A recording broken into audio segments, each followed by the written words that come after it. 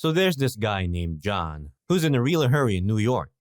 He's got this grace period that's about to run out, and he's desperate to make it in time. He ends up ducking into an alley and comes across some dude called the TikTok Man, who works for the Bowery King. Hey, welcome to Real Savant. We've got all the latest movie recaps and reviews, with some sweet commentary to boot. Come hang with us and level up your film game. Don't forget to like and share our stuff, and hit that subscribe button so you never miss a review. John jumps in a cab, but the traffic is a mess. With only 20 minutes left on this deadline, he bails in the taxi and starts running again. But before he takes off, he hands the driver a gold coin to make sure his dog stays safe at the Continental. When he finally makes it to the library, John asks for a book and then busts out some hidden loot. Coins, a cross, a marker, and a pic of him and his wife that he gives a smooch to. But then this big dude named Ernest shows up and traps him in the bookshelves. John tries to reason with Ernest, saying he's still got a bit of time left. But Ernest is all like, "Who cares? What difference is a few minutes gonna make?" They start throwing punches and kicks at each other, and things get real nasty. In the end, John uses a book to mess up Ernest's jaw and snap his neck. Ouch. But it's not all sunshine and rainbows for John, because he ends up with a nasty stab wound in his shoulder. He knows he's gotta see a doctor, but he's got barely 5 minutes left before his deadline's up. Somehow, he manages to find the doc's house and begs him for help. The doc starts stitching him up, but then time runs out, but John's officially in trouble. With a 14 million bounty on his head, John's in a tight spot. He finishes the stitching himself and takes some pills. But he's got to do something about the doc. So, he shoots the poor guy, only wounding him though, to make it look like the doc was just following orders. The high table's not going to be happy, but what else can John do? As soon as John leaves the doc's place, he's swarmed by a bunch of killers who are out to get him. They chase him into an old weapons store, where John goes to town with all kinds of antique knives, showing those baddies who's boss. John's not out of the woods yet, because even more assassins show up.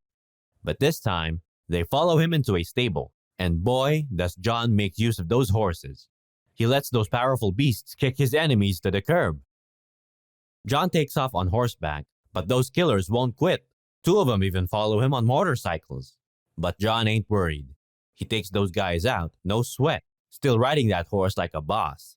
John's got a 15 million bounty on his head now, and things are getting serious. He heads to a theater and is told to empty his pockets and ditch his belt. It's all pretty intense. But things get even crazier when he meets up with the director. He shows her a cross he picked up, and they start talking about his past. The theater is actually where he grew up. After some chit-chat, the director takes him to the back of the theater. They pass by some ballet dancers and wrestlers and stuff. And finally, John tells her what he wants. Passage to Casablanca. The director helps John out, but it comes at a cost. She breaks all ties with him and even brands him with that cross he picked up. Meanwhile, some mysterious lady shows up at the Continental and demands to see the manager, Winston. She's an adjudicator and wants to see Santino's dead body. The adjudicator tells Winston he's gotta step down because he let John live after he broke the rules. And to make matters worse, the Bowery King gets a visit from the same adjudicator too, who tells him he's gotta leave town to help John out. He laughs it off and says he's the boss, so he's not going anywhere. Meanwhile, John finally makes it to Casablanca, but he's not exactly given a warm welcome. 3 dudes with knives try to jump him right off the bat. John fights off 3 knife-wielding dudes in Casablanca, but the dude interrupts and tells him he's got amnesty from the manager. One of the assassins ain't too happy and tries to attack John, but the dude shoots him dead. John and the dude head to the Continental Hotel in Morocco. Inside, John sees photos of a woman and her daughter before the manager, Sophia, appears and shoots him in the chest. Luckily, John's wearing a bulletproof suit, so he's all good. John shows Sophia a marker he received from her, earned by saving her daughter's life. He asks for her help to see her old boss. Reluctantly, Sophia agrees and takes him to see Barada. Meanwhile, the adjudicator visits Zero, who agrees to hunt down John and all who helped him. Sophia returns to John with weapons hidden on her dog's vests. John and Sophia visit Sophia's old boss, Barada, and John asks him to take him to the Elder. Barada doesn't know where the Elder is, but suggests that John follow the stars in the desert until he's nearly dead. Before they can leave, Barada demands a gift. Barada demands a gift from John, but he asks for one of Sophia's dogs, which she refuses. Barada shoots the dog, but it's wearing a bulletproof vest. A fight breaks out between them and Barada's staff. Sophia shoots Barada in the leg, and they flee, but more guards are coming.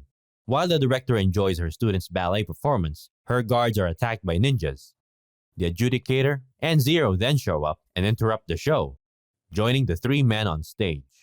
The director can't help John due to her deal with the High Table, so she pledges loyalty to the Adjudicator.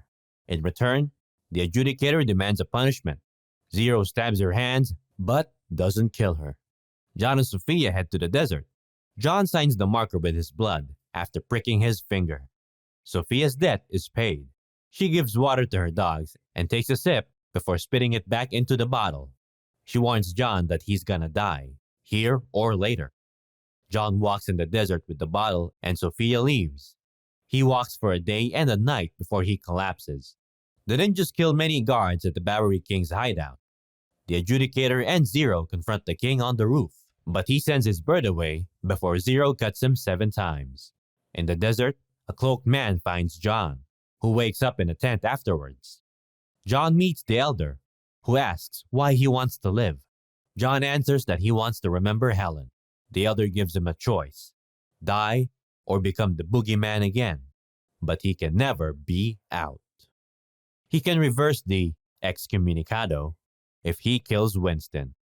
John agrees to the Elder's terms and cuts off his finger, giving his wedding ring as a pledge of loyalty. The Elder accepts it and gives John new clothes and help for his journey back to New York.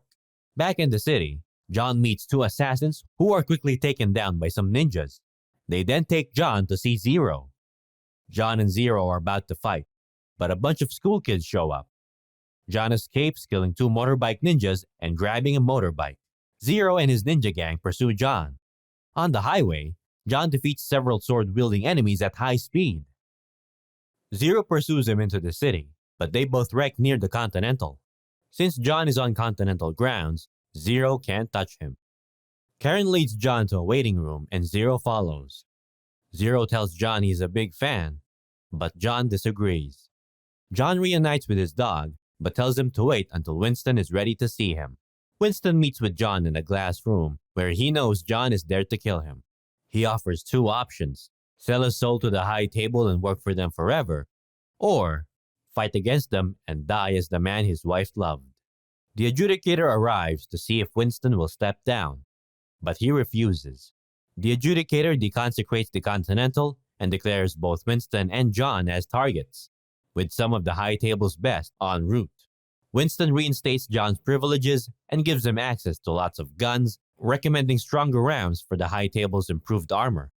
Winston hides in the arms safe, while John, Karen, and some loyal guys prepare for battle against the High Table's goons. John has to fight the High Table's goons up close because their armor is tougher than expected. The Adjudicator calls Winston to ask how long he can keep up the defense. Winston hangs up before she can finish talking. After the first wave, only John and Karen are left standing. They regroup in the arms safe, where Karen shows him an armor-piercing shotgun. The second wave of goons arrives, but John takes them out easily with the shotgun, blasting their heads off.